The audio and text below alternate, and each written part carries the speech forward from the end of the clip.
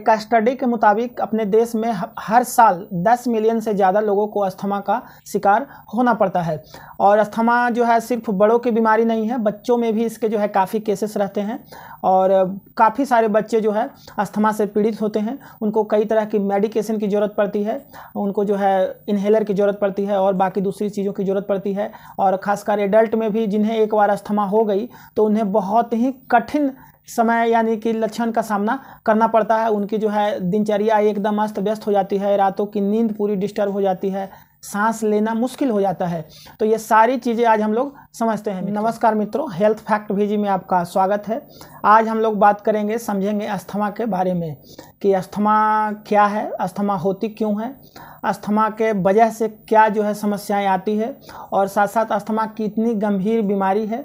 तो ये सारी बातों को जो है समझेंगे। अस्थमा बढ़ने का क्या कारण है, अस्थमा कैसे बढ़ता है, अस्थमा में किन चीज़ों का खान पान का परहेज करना चाहिए या फिर खाने में क्या जो है सुधार करना चाहिए जिससे जो है अस्थमा के सिम्टम में, लक्षण में थोड़ी राहत मिले। उसके साथ साथ आज ये भी समझेंगे कि अस्थमा और सीओपीडी जिसको लेकर के अक्सर कन्फ्यूजन रहता है, दोनों में क्या अंतर है, दोनों में क्या डिफरेंसेस हैं, दोनों में क्या समानताएं हैं। तो ये सारी चीज़ें आज हम लोग समझेंगे मित्रों। तो मित्रों सबसे पहले समझने का प्रयास करते हैं कि अस्थमा होती क्या है। अस्थमा लंग्स की यानी कि फेफड़े की एक गंभीर बीमारी है। इसमें ब्रोंकियल ट्यूब में इन्फ्लामेशन होता है, यानी कि जो श्वास नली है उसमें इन्फ्लामेशन होता है। उस इन्फ्लामेशन की वजह से वहाँ स्वेलिंग हो जाती है, बहुत सारा म्यूकस जमा हो जाता है श्वास नली में।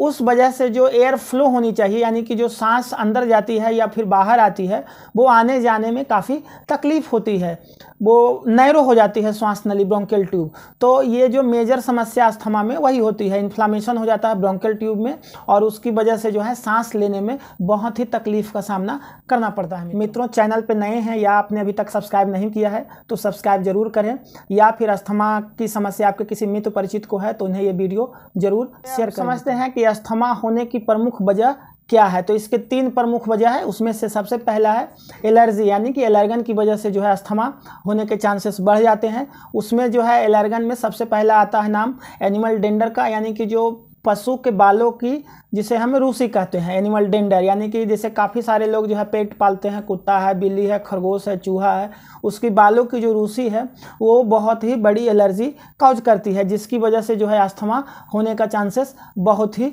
ज़्यादा होता है। दूसरी प्रमुख वजह है एलर्जी कॉज करने की, वो डस्ट माइट, यानी कि जो डस्ट एलर्जी होती है, धूल से एलर्जी होती है, उसकी वजह से लोगों को छींक आती है, नाक से पानी गिरती है। अक्सर आप जो है सड़क पे निकलते हैं तो बहुत सारा जो है पॉल्यूटेंट, जो धूल है, डस्ट है, वो जो है अंदर जाती है श्वास नली के द्वारा, वो एलर्जी कॉज करती है। तो डस्ट माइल जो है यानी डस्ट एलर्जी भी एक बहुत बड़ा वजह है एलर्जी कॉज करने की। तीसरी प्रमुख वजह है एलर्जी कॉज करने की पोलन एंड मोल्ड, यानी कि जो फूलों का परागकण है और या फिर फंगस है। तो फूलों का परागकण से भी होता है यानी पोलन, और जो मोल्ड्स है यानी फंगस, वो जैसे फसल कटाई के दौरान या दूसरी चीज़ों की वजह से वो फंगस जो है वो भी एलर्जी कॉज करती है। तो एलर्जी की वजह से जो अस्थमा होती है उसमें ये 3 प्रमुख जो चीज़ है वो एलर्जी कॉज करती है। अस्थमा बढ़ने के या होने के दूसरी प्रमुख कारण है इरिटेंट।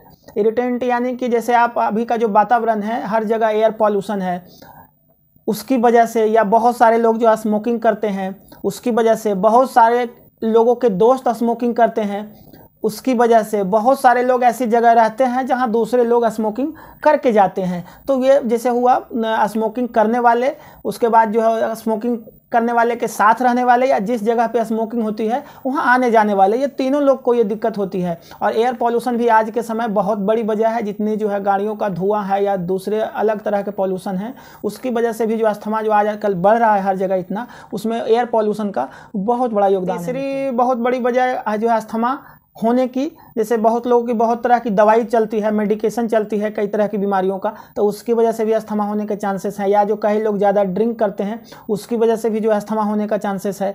और कुछ लोगों को ड्राई फ्रूट जो है कुछ खाने से भी अस्थमा होती है, कुछ पर्टिकुलर किसी व्यक्ति को उससे दिक्कत होती है। तो ये मेजरली जो है 3 वजह है अस्थमा होने की। लंग से जुड़ी एक और गंभीर बीमारी है जिसका सिम्टम लगभग सेम होता है, उसे सीओपीडी कहते हैं, क्रोनिक ऑब्स्ट्रक्टिव पल्मोनरी डिजीज। इसका भी सिम्टम जो है अस्थमा से ही मिलता है। कई बार लोग जो है कंफ्यूज हो जाते हैं कि अस्थमा है या सीओपीडी है। सीओपीडी और ज़्यादा क्रोनिक डिजीज है। इसमें जो है आपकी जो लंग्स में एल्वोलाई है, यानी कि जो टिश्यू है लंग्स के, जहाँ पे गैस एक्सचेंज होता है, यानी कि ऑक्सीजन जो है इंटर होता है और कार्बन डाइऑक्साइड आउट होता है। तो जो इन आउट का प्रोसेस है लंग्स में, वो एल्वोलाई में होता है। और एल्वोलाई में जो है वो डैमेज हो जाता है, जो है आपका स्मोकिंग की वजह से या दूसरी एलर्जी की वजह से वो एल्वोलाई जो है डैमेज हो जाता है, उसकी वजह से गैस एक्सचेंज नहीं होता है। तो वो जो एक है क्रोनिक ब्रोंकाइटिस के साथ साथ जो है वो एल्वोलाई डिस्टर्ब होना, उसको उसमें जो है इम्फाइसीमा एक वर्ड आती है मेडिकल टर्म में, उसको मोटे तौर पे समझे तो आपकी सांसों का फूलना, आपकी जो है सांसें एकदम बहुत ही तकलीफ से अंदर जाती है और बाहर आती है। तो कई बार अक्सर जो है इसमें कन्फ्यूजन होता है लोगों को कि अस्थमा है या सीओपीडी है। तो इसमें ये दो मेजर अंतर है। तो सीओपीडी भी लंग्स की ही बीमारी है, इसकी भी सिम्टम सेम रहती है, लेकिन अस्थमा के बनिस्बत इसमें तकलीफ ज़्यादा होती है और समय के साथ इसकी तकलीफ जो है और बढ़ती जाती है। ये ठीक होने वाली, रिवर्सिबल होने के चांसेस इसके बहुत ही कम हैं। तो आपको अस्थमा और सीओपीडी में भी जो है थोड़ा सा अंतर समझना पड़ेगा। तो कुछ ऐसे लोग भी होते हैं जिनको अस्थमा के साथ साथ सीओपीडी की भी समस्या रहती है, उसे ACOS कहते हैं, अस्थमा सीओपीडी ओवरलैप सिंड्रोम।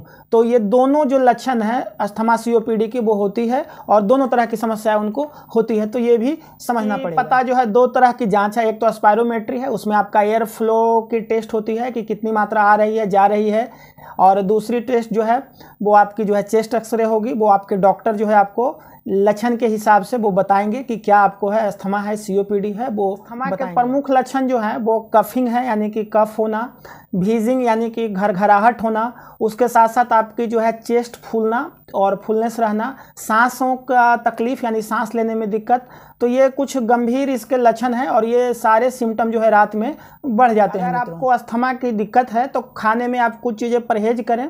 अमूमन ऐसा माना जाता है कि दूध जो है अस्थमा वालों को नहीं खाना चाहिए, पीना चाहिए, क्योंकि दूध खाने से उसके सिम्टम जो है वो बढ़ जाती है, कफिंग बढ़ जाती है, बलगम बढ़ जाती है।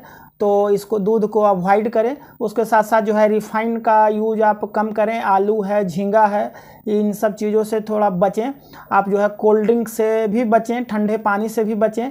और उसके साथ साथ आपको जो है धूल, पोल्यूशन, स्मोकिंग, आपका जो है ड्रिंकिंग, इन सब चीज़ों से आपको परहेज करना। खान पान में इम्प्रोवाइजेशन की बात करें कि क्या डाइट में शामिल करें जिससे अस्थमा के जो है लक्षणों में थोड़ा आराम हो, सिम्टम में आराम हो।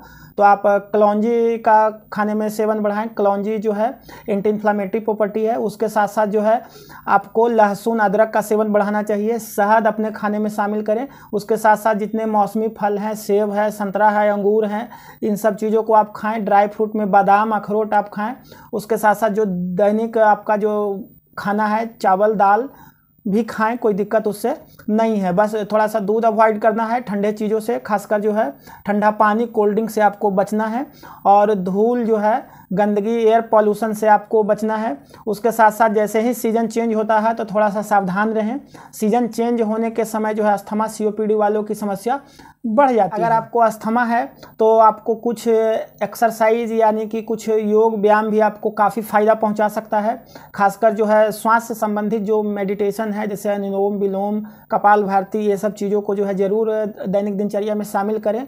बहुत ही बढ़िया जो है आपको आराम मिलेगा, बहुत ही राहत मिलेगी आपको अस्थमा से। मित्रों, आज का ये वीडियो आपको कैसा लगा कमेंट करके ज़रूर बताएं। और आगे किसी टॉपिक पे, किसी सब्जेक्ट पे आपको वीडियो चाहिए तो वो भी कमेंट में बताएं, ताकि हम उस हिसाब से वीडियो तैयार कर सकें। मित्रों, थैंक यू।